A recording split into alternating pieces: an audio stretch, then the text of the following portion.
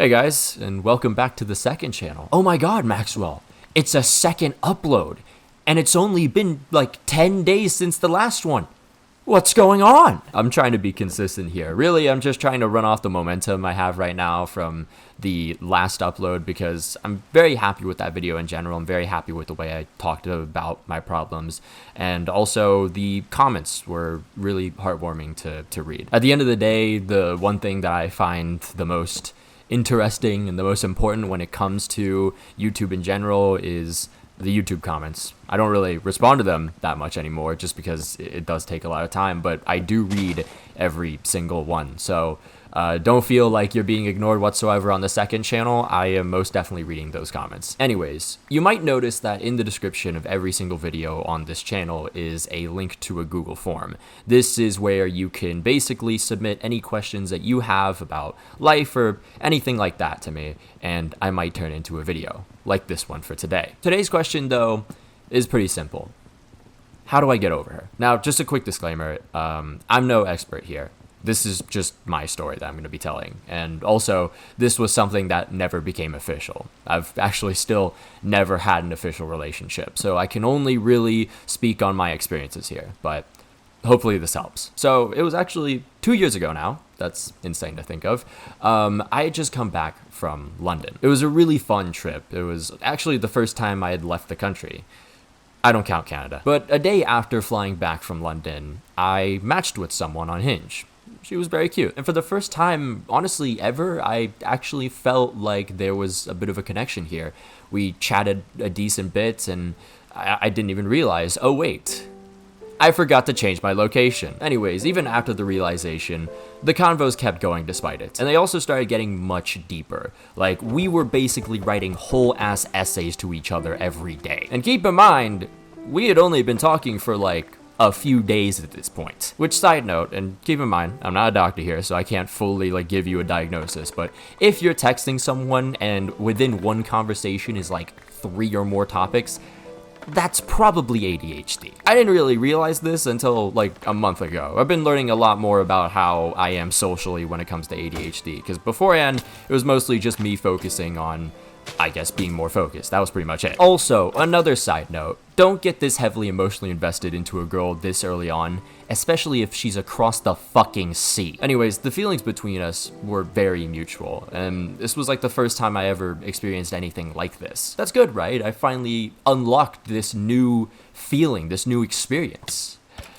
Absolutely not. The thing was, these were such strong emotions that I've never felt before, and that feeling was really addicting. I was 22 years old, by the way. We all gotta start somewhere. And I was very naive, you know, we disregard the location at first, and then I just kind of like convinced myself that, yeah, I could just ignore the location entirely. It would just work, somehow. I was really naive though, like, you know, we had already kind of ignored the location. She still had it in the back of her mind probably.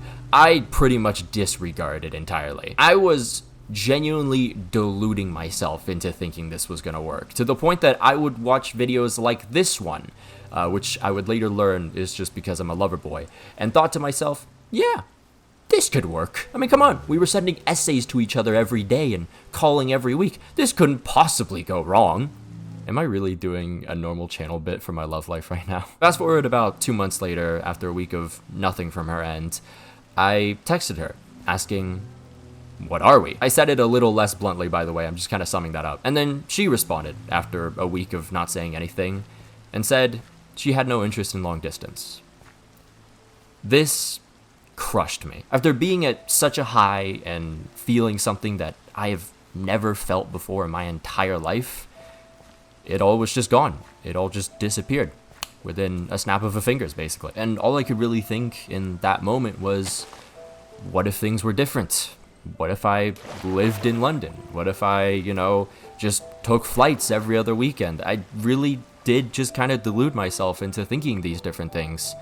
As you can tell, I was very, very emotionally immature. I also was contemplating whether or not I'd find someone like her again. it scared the hell out of me. It was like, is this it? Like, did I really just lose out on this opportunity and that's it? But that wasn't even the worst of it, because the actual worst bit was because of all those massive essays and those long ass calls we had, everything reminded me of this girl. Every single thing imaginable. And I'm not exaggerating whatsoever. Everything would make me think about what she said about it. I just genuinely couldn't escape it. Like, I would be driving down the road and seeing something as simple as a burger place, and because I talked about it once with her, I'd just get sad right in that moment and just start spiraling. Also, if you thought watching the Premier League helped me, it didn't at all, because, and this was honestly hilarious in retrospect, but British accents, even the mere mention of London, even just like thinking about where the Emirates was when I was watching an Arsenal match, where like Stamford Bridge was, whatever, everything reminded me of her. I'm literally that fucking Instagram meme where it's like everything reminds me of them. Like that's literally me. And all of this was also not helped by the evil ass developers on Instagram. I swear to God, I cannot stand that app sometimes, especially when you're talking to someone and it ends. Because anytime I posted a story, because I interacted with her so much and admittedly looked at her account way too many times, her profile picture visibly popped up every single time in that little bottom corner where it shows the people who viewed that story. Like, mentally wise, I was genuinely in hell. It didn't feel like there was any way to escape. And 2 weeks of this shit later, I still couldn't get out of this mess. At this point, I just kind of felt like I would never be able to. And then I was hit with another wave of pain. Initially, when she messaged me and told me that she wasn't interested in long distance, I actually responded to her with a very heartfelt message that ended with basically, hey, let's just be friends, you know? I mean, at the end of the day, I still valued, the conversations. They were still friendly. I feel like I could have, made something out of that. In retrospect, that was very much still me trying to hang on by a wire. And the thing was, I didn't get a response back. So on top of all these struggles, I just thought I wasn't going to get any kind of closure. I didn't even know what closure was back then. I just was miserable and didn't know why. Then, to my surprise, one night, I see that she responded. It was very thoughtful and ended with a, yeah, let's be friends. This shit fucking destroyed me. It's like being Brazilian in 2014. You see Germany score 4 past you, and while you lay there in a puddle of your own tears, the international broadcast kicks you while you're down by showing you a kid crying into a Coke cup. Listen, man, this channel is meant for me to be as honest and as vulnerable as I possibly can be with y'all without it being like a little too much information or any of that kind of stuff. So I'm not gonna lie when I say this, and I mean, I don't have shame for this, and no one should in this kind of case. I mean, I was crying for quite a while after seeing those texts, I can't lie. All I could really think of while I saw these texts in these very teary eyes of mine was all those memories from the other texts from the past, and all those calls we had, all those great conversations we had, all those what could have been thoughts. They all just came back to me and ambushed every part of my mind, stronger than, honestly, the first reaction when I first saw that text of, hey, this isn't gonna work out. I mean, at this point, I was just hopeless. I mean, 2 weeks later, and it feels, emotionally wise, I'm in a worse position than I was before. I mean, at this point, I just didn't think I could actually ever get over this girl. Like, ever. Some nights, I would literally try and, like, sleep, go to bed, whatnot, and, like, all I could do is just think of her, and it kept me restless. I would literally, like, grasp onto my head or whatever, like that one, cat meme where it's like, get out of my head, get out of my head, get out of my head. Like, that was me. But it just frustrated me so much, because even after 2 weeks of this, I didn't make like any progress. I was just still in this state. I was even deeper in this state. And I just felt embarrassed. I felt pathetic. But little did I know in that moment, that text was probably the best thing to happen to me. Because like I said before, it at least gave me some kind of closure. And it also made me realize that I needed to find another way to cope. Because what I was doing then, it wasn't working at all. So this led me to, out of complete desperation, talk to the guy who was helping me put together collabs with the J League. To this day, I don't know why the fuck I hit him up in particular of all people. Like, there were way closer friends that I have that I could have hit up, but it was him for some reason. But that was also one of the best things I could have possibly done because I learned a lot from him. He's much older than me, so, you know, he provided me a ton of wisdom and a ton of advice for not only just this situation, but for my emotional maturity going forward. So now it's my turn to, I guess, provide this wisdom to you guys. Keep in mind that I can't guarantee that this will all work. We're all different. Our brains all work very uniquely. But for me, this is what pretty much got me out of this rut. We'll start with the first point, and this was the biggest mistake I made. Anytime this girl came across my mind, I'd do everything in my power to ignore it. Don't do that. It's literally just like balling up anger. It's like being a crockpot bomb, you know? The more you hold it in, the more you ignore, the more intense those feelings come back. And sooner or later, you're gonna explode. And in this case, this was me just bawling into a pillow. Instead, what you wanna do, and I know this will sound weird to some if you've never done it before, embrace those feelings. Take time to actually reflect upon whatever those thoughts you may have and why you think that way about those thoughts. Whether these are thoughts in the moment or ones during the day that you just weren't able to reflect upon because you were just too busy to do so. You can do this with a friend, and you can also do this with yourself. My method was basically just to do monologues while I was in the shower or looking in the mirror or just walking around or whatnot and just talk to myself. Why did I feel this way? The main thing here is that you're confronting this pain, you're confronting those emotions, and when you do that, it's a lot easier for you to come to terms with those. For me in particular, I realized that all of these thoughts of what could have been came from the fact that there was so much I missed about her. I missed the chats we had, the way she would ramble so much. I truly admired that a lot. I missed her witty personality, I missed her smile, but most importantly, I missed that new feeling of being wanted. Up to this point in my life, I didn't really have much confidence, if any, really. I didn't really have any success with women in school. I would always look up to my friends and, you know, just gain validation from them that way, and never really thought for myself, never really talked for myself. And it's not because these guys were bad people or anything. It was just because I didn't know how to love myself at all. And after high school, into college, into the few years of college that I had, after a couple years of dating apps doing nothing, I just didn't think I deserved to be loved at all. But now, after further reflection, after those 2 months that I experienced with that person, I learned that I do indeed deserve it. Everyone does. But briefly going back to those thoughts of what if and what could have been, just to help out even more, here's a really wholesome video I recently saw on Instagram.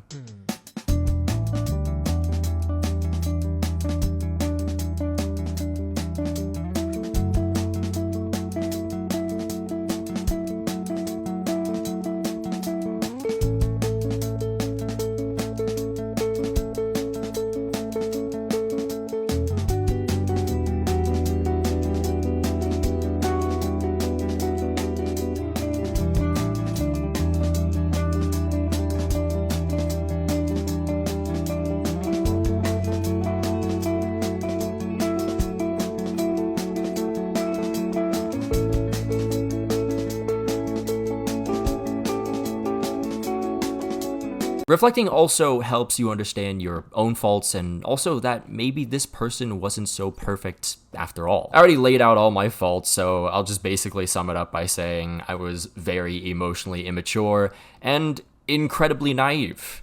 And also at the same time, I didn't know what ADHD hyperfixation was back then. But here's something I never mentioned about the other party.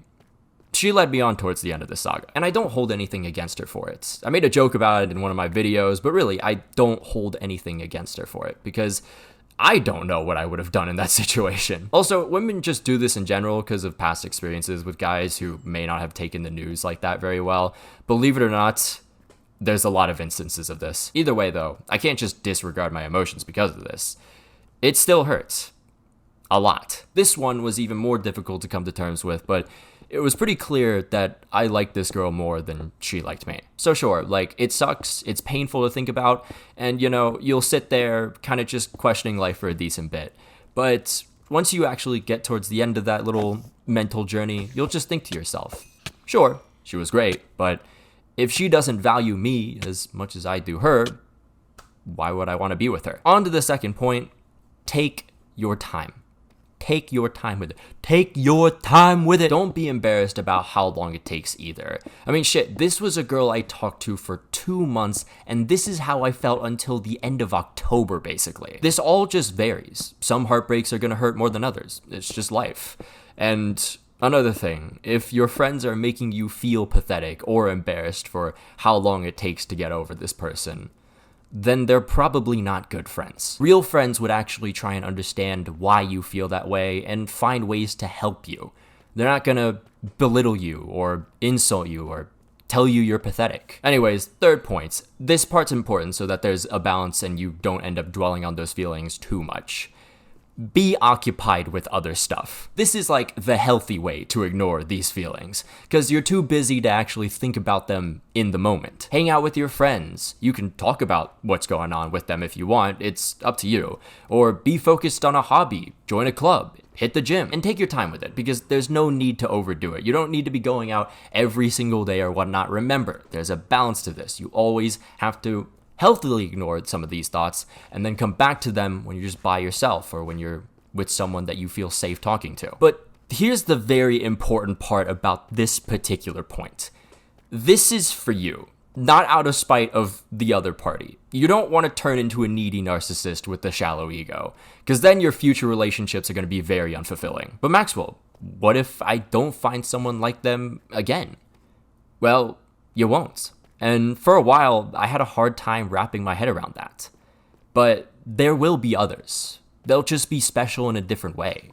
But more importantly, remember that what links all those special people together is you. Finding someone else takes time, though. I was pretty fortunate to meet someone during my first trip to Japan a few months later. That's a story in itself for another day, though. But don't focus too much on finding someone new. Honestly, that kind of ruins the fun of it, especially when you feel like you're desperately finding someone after another relationship. Don't do that, by the way. Especially don't do that. But this next part I'm going to say is extremely cliche, and you guys are going to hate me for it. But just give me a second, okay? This will come to you when you least expect it. The thing is, when you hear this statement, this is all you hear. You hear nothing else after that. This is why people hate this statement, because they're just left in this uncertainty, like, am I just going to forget about this one day? Is this really how it's going to work? Like, how does that even work? It all comes back to what I have said before many, many times, especially in that last video. And it's that you just need to work on yourself first.